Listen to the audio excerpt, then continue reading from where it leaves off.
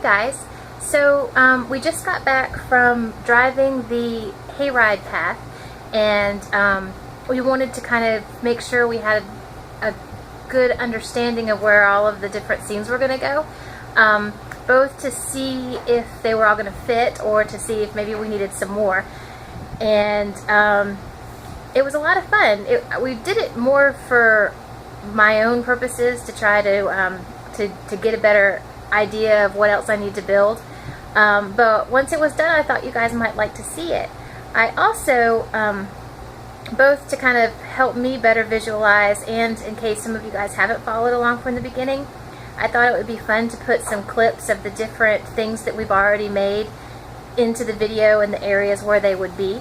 So I hope you guys enjoy this video. I got really car sick in the drive and in the editing, so hopefully you guys won't get sick watching it. It's a bumpy trail, but anyway, if you like this video, please give it a thumbs up. If you haven't subscribed, I would love to have you, so please consider hitting that subscribe button. And I hope you enjoy this video of our basic layout for the hayride. So here we go, driving through the hayride to figure out where everything needs to go.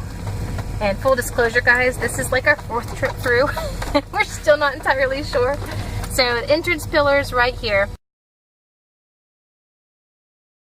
That requires power to light the Christmas lights. Then right here is the pump. Whoa, okay, slow down a minute. Oh, I'm gonna be sick. You guys probably are too. All right, right here will be the pumpkin patch with the singing pumpkins and with the scarecrows. Then right here, you can stop right here a second. Oh my word. This kind of going across this way at a bit of an angle will be my Nightmare Before Christmas display.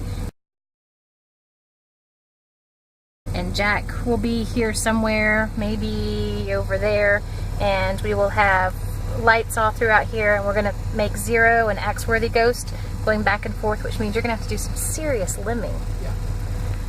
Okay. And that's going to have music and lights. And then right here, we're kind of buffering, okay, right here, we're buffering them out because they're both going to have music.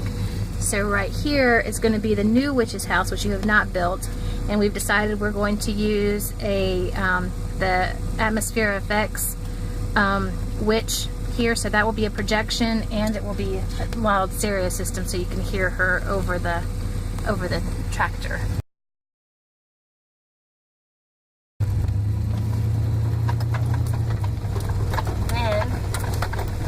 We're going to keep this because it's already set up from last year, so we have the train crossing, which lights up, but that's a battery, so that's not bad. And we still have the pole right here. We just need to put a new light bulb in with the horns. And right up here we have our motion detector. So when the tractor gets here, it motions, and that sets off the light and the horn for the hayride that's back there. Then,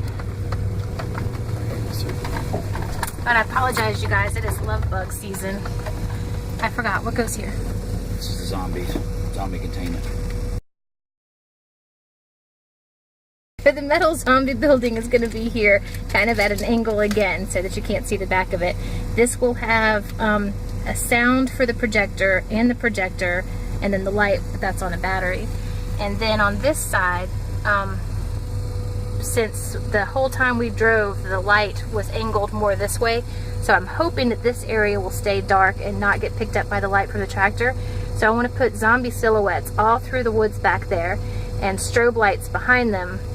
So once the tractor stops here and they're looking at the zombies, then a loud, I don't know if we'll do a zombie swarm or loud music or something, and the strobe lights will start and they'll see zombie silhouettes all throughout there, plus actual actors will come too from both ends to get them out of this scare. Oh, and did I finish saying it's love bug season, which is why our windshield looks this bad? So right here is going to be the cemetery, which is where it was last year.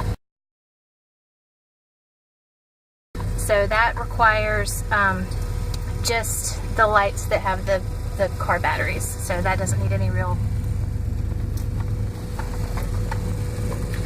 Then I'm thinking right here, just kind of bleeding into the cemetery, will be the new swamp area, and we'll just put fog chillers out to make the swamp, and then we can have the snake wrapped up overhead in the trees. I liked your idea of that. The big, huge snake and spiders and my swamp guy trying to get out.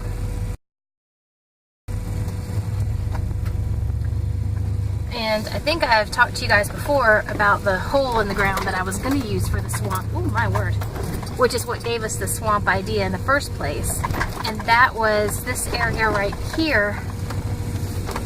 But I forgot. Maybe this is where your tent should be for your place. I forgot how open this was. I was thinking that a fog chiller filling that up would be really awesome. But I forgot this was this open, and we would have to run some sort of a tarp or a backdrop from there all the way across to there and all the way back around, and that's just too much work. So I think we're just going to ignore that. So a change of plans now, if the editing looked weird.